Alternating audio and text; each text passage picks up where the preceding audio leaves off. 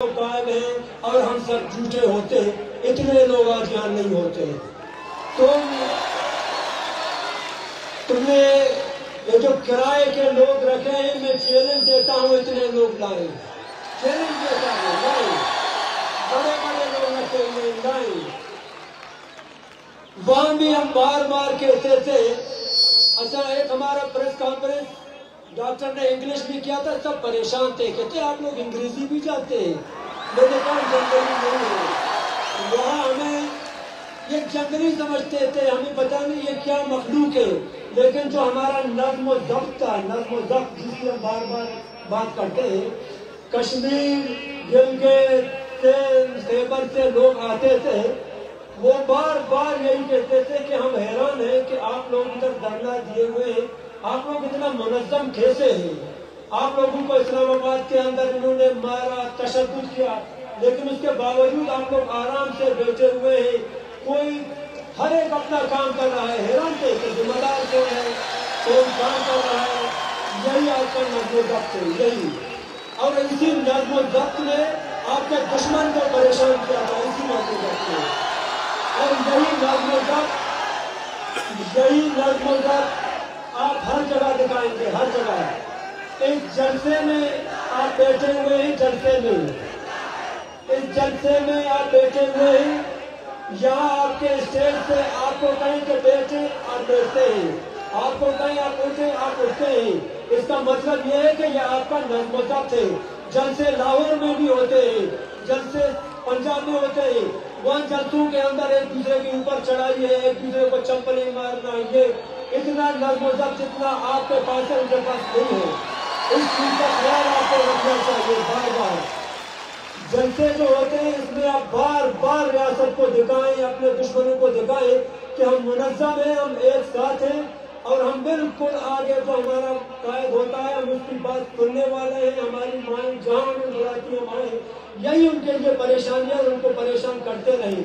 جس طرح آپ کی ماؤں نے وہاں ان کو بار بار تنگ کیا، آپ کی بہنوں نے ان کو تنگ کیا، آپ یہاں سے اکثر ساتھی فون کر کے پوچھتے ہیں کہ ہم لوگ تنگی کی وجہ سے، پریشانی کی وجہ سے اسلام آباد نہیں آ سکتے ہیں، تو میں ان کو یہی کہتا کہ جہاں جن علاقوں میں آپ کی مائیں، آپ کی بہنیں، آپ کے تماش آپ کو بلائیں گے، آپ وہاں آئیں گے، سمجھیں آپ اسلام آباد درنے میں بھی موجود تھے، یہی آپ کا کام ہے، یہی آپ کو چاہتے ہیں۔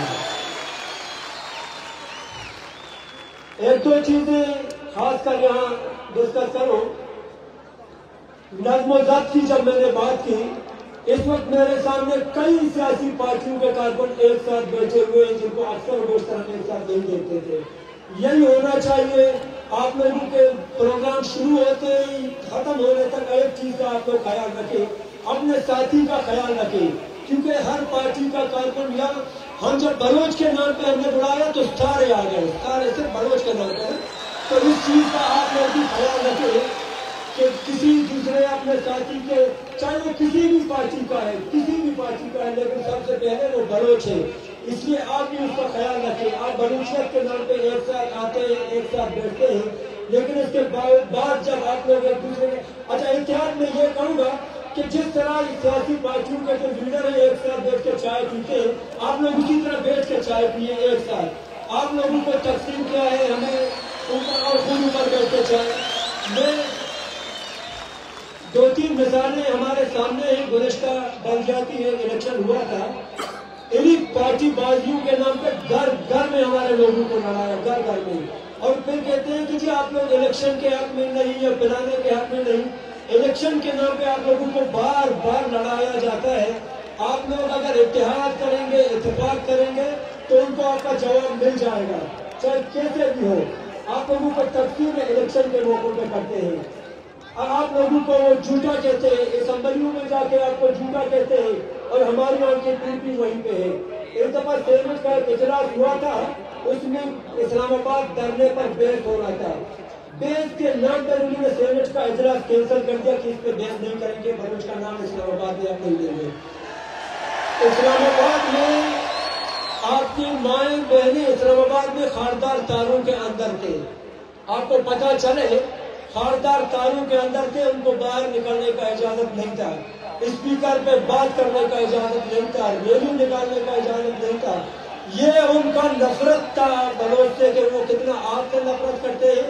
हम भी जवाब में कहते थे जितना आप नफरत करते हैं 10 गुना हम आपसे उतना ही नफरत करते हैं। हमारी नफरत हमारे दिलों में है और इस नफरत को बुझने नहीं दे, इस नफरत को खत्म होने नहीं दे, इस नफरत को अपने दिल के अंदर, अपने इस पेट में वो केसर का दाना बनाए, वो बढ़ता रहे, खत्म नहीं हो। आपकी मांग के साथ जो हुआ उसे बार बार याद रखें, बार बार याद रखें। इलेक्शन के नाम पे आपको बुलाएंगे, आपको पहले ये याद हो कि मेरी मांग को वहां घसीटते हैं, वही इस्लामाबाद से मैं आश्रय लगाए बैठा हूँ कि इस्लामाबाद मुझे कह देना, ये कम अकली है। बहरहाल बार बार इतिहाद की बात करता हूँ कि बलोच के नाम पे जब भी आपको बुलाया जाएगा आप आएंगे, जिस तरह आप यहाँ आए। इस तहरीक का आगाज जिस तरह मैंने कहा आपको माओ ने बुलाया, इस तहरीक का आगाज भी हमारी एक बहन ने अपनी जान की कुर्बानी देकर किया था और ये साबित किया था कि मुजाहिदा जिंदगी है।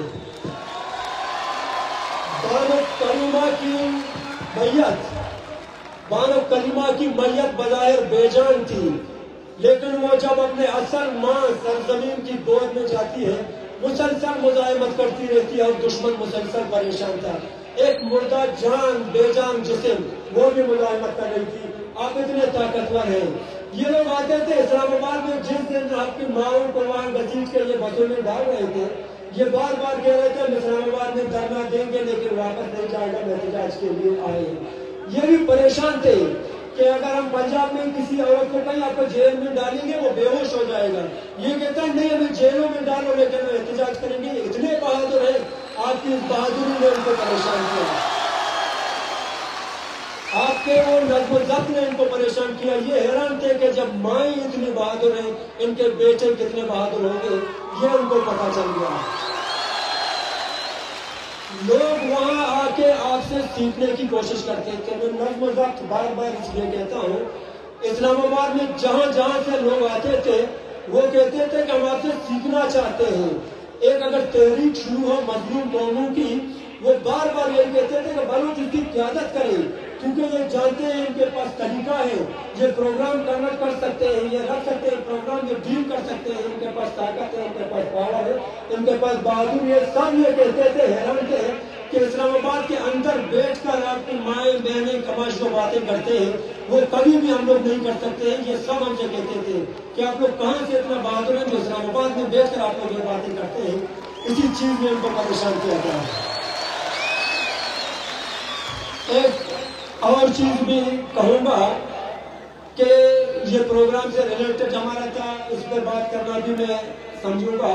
एक पिटीशन जो साइन हो रहा था, आप सबको हो सकता है इसके बारे में पता हो, उस पर भी आप लोग काम करें। ये नहीं कि आपको यहाँ बुलाया, आपको अगर सोशल मीडिया में जहाँ कहीं भी आवाज दी जाए, आपकी माएँ बहनें बुलाएं, आप वहां भी जवाब दे दें। एंड पे यही कहूंगा कि जब हम पंजाब जा रहे थे यहाँ से इस्लामाबाद, यहाँ से ट्रकें जा रही थी, ट्रकें भर भर के मैं हैरान था यार, ये सब कुछ यहाँ से जा रहा है, वापस वहां से खाली ट्रकें आ रही है।